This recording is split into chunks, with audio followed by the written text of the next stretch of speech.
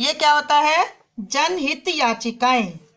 संविधान के द्वारा भारत के नागरिकों को यह अधिकार दिया गया है कि यदि नागरिकों को राज्य के कानूनों द्वारा कोई हानि पहुंचती है तो वे उच्चतम न्यायालय और उच्च न्यायालय से विभिन्न प्रकार की याचिकाएं प्रस्तुत कर सकते हैं।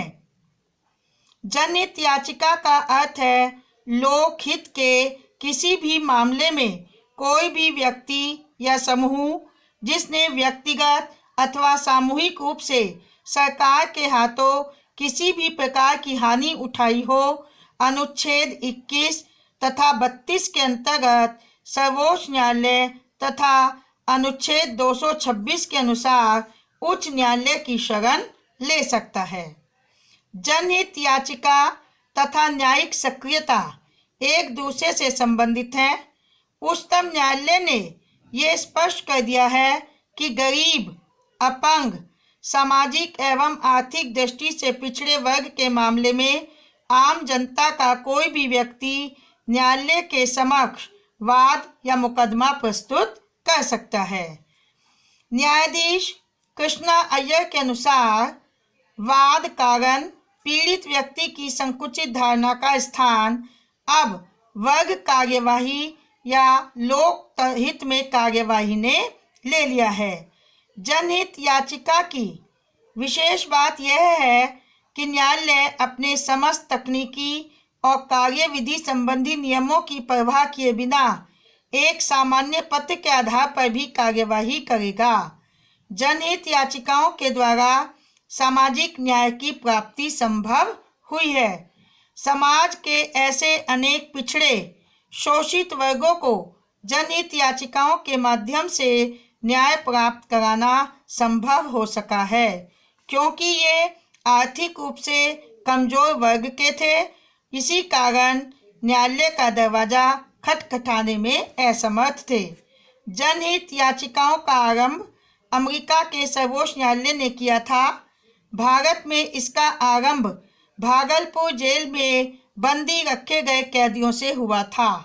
बिहार की जेल और अन्य जेलों में सैकड़ों कैदी किसी अदालत की कार्यवाही के बिना वर्षों से जेलों में अमानवीय जीवन व्यतीत कर रहे थे।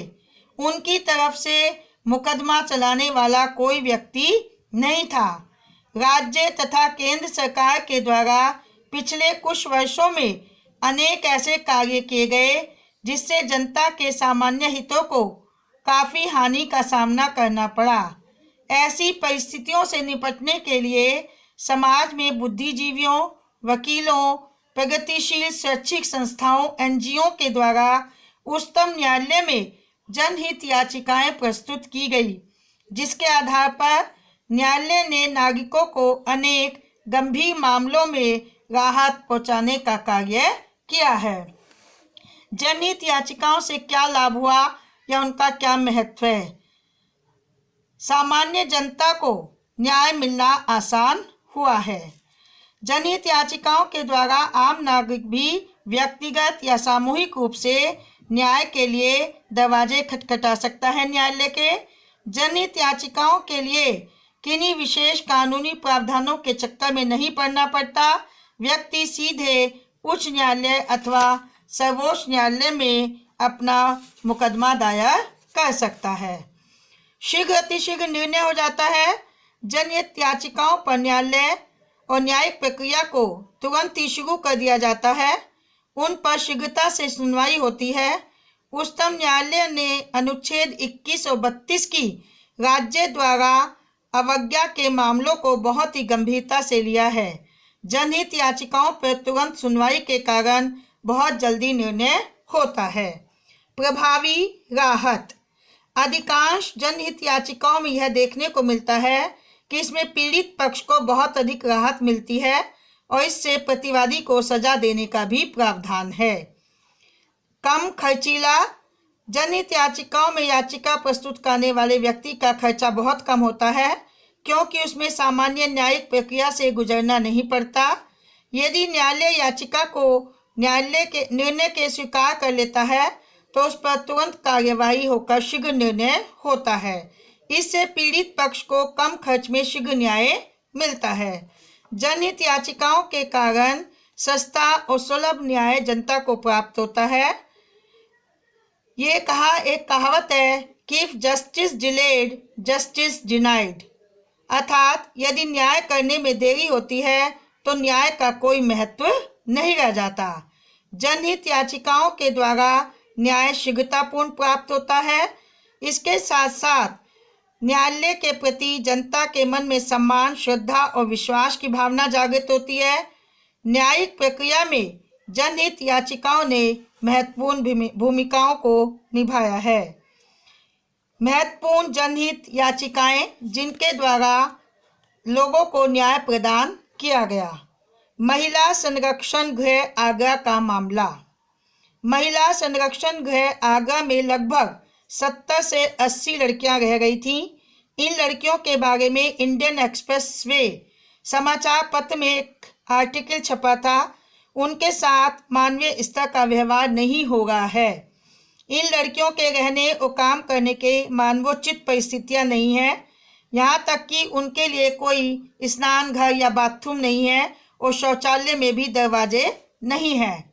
इन लड़कियों के लिए यह संभव नहीं था कि वे अपने अधिकारों के लिए खुद न्यायालय में जा सकें, क्योंकि सामाजिक और आर्थिक दृष्टि से वो अत्यंत कमजोर थी।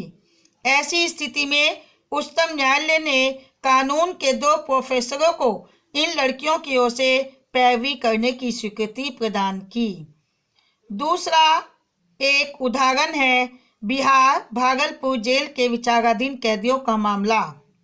इस मामले की शुरुआत भी पुलिस आयोग के सदस्य KF रुस्तम ने की थी। उन्होंने इंडियन एक्सप्रेस में एक लेख लिखा था और कहा था कि बिहार की जेलों में सैकड़ों कैदी सड़ गए हैं, जिनके मामले वर्षों से विचाराधीन पड़े हैं। लेख में ऐसे 7 कैदियों के नाम दिए गए जिन्हें जेल में 5 साल से भी अधिक समय हो गया था और उन पर कोई मुकदमा शुरू नहीं हुआ था। इस खबर के आधार पर एडवोकेट श्रीमती हिगो रानी ने संविधान के अनुच्छेद 32 के अंतर्गत उच्चतम न्यायालय में एक याचिका दायर की। इस याचिका के आधार पर भारत का उच्चतम न्यायालय सक्रिय हो गया और न्यायिक सक्रियता के आधार पर कार्यवाही आरंभ हुई। न्यायालय ने बिहार राज्य को नोटिस दिया और पूछा कि वह उन कैदियों की सूची हलफनामे के साथ उच्चतम न्यायालय में प्रस्तुत करे जिनके मामले वर्षों से विचाराधीन हैं और जिनको जेलों में 18 महीनों से अधिक का समय व्यतीत हो चुका है। तीसरा केस है मुंबई के पटरी वासियों का। यह मामला भी सार्वजनिक हित संरक्षण से संबंधित था।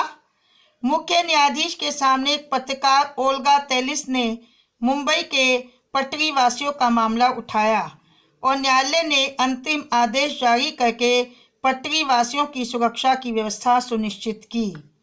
सुनील बत्रा बनाम दिल्ली प्रशासन मामला। सुनील बत्रा बनाम दिल्ली प्रशासन के प्रकरण में एक कैदी आजीवन कारावास का दंड भुगत रहे थे।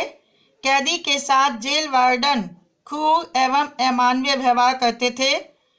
कैदी ने पत्र न्यायालय को इस अमानवीय घटना की सूचना प्रेषित की।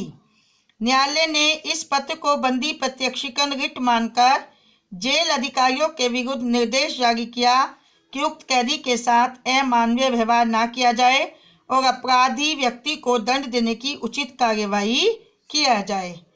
पुलिस ड्राइवर मामला। उच्चतम न्यायालय की 3 न्यायाधीशों की बेंच ने दिल्ली पुलिस के एक ड्राइवर सिपाही की उस रिट को स्वीकार किया जिसमें उसने अन्य विभागों के ड्राइवरों की तुलना में उसको कम वेतन देने की चुनौती दी थी।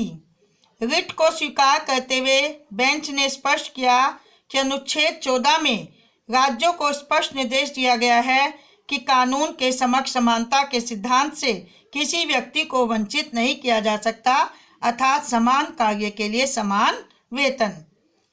तिलोनिया अजमेर जिला के श्रमिकों का मामला क्या था?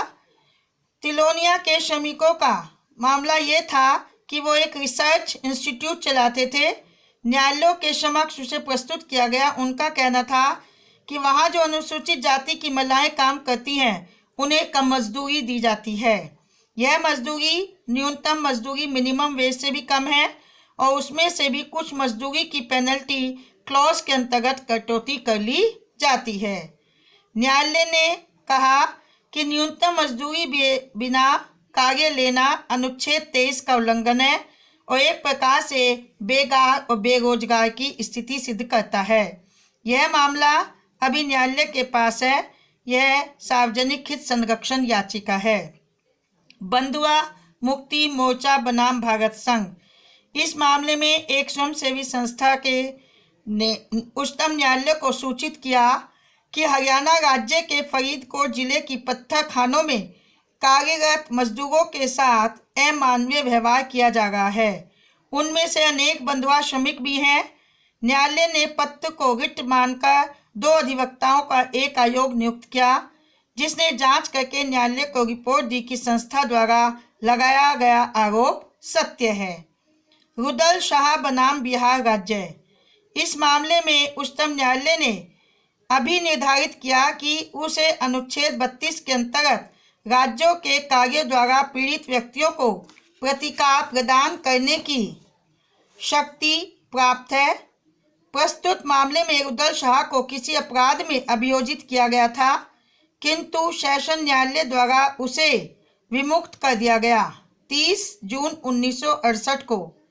उसके बावजूद राज्य अधिकारियों के अनुत्तरदायित्वपूर्ण आचरण के कारण उसे 14 वर्ष तक हजारीबाग जेल में यातनाएं दी गई और 16 जून 1982 को उच्चतम न्यायालय द्वारा जब हस्तक्षेप किया गया तब उसे जेल से रिहा किया गया।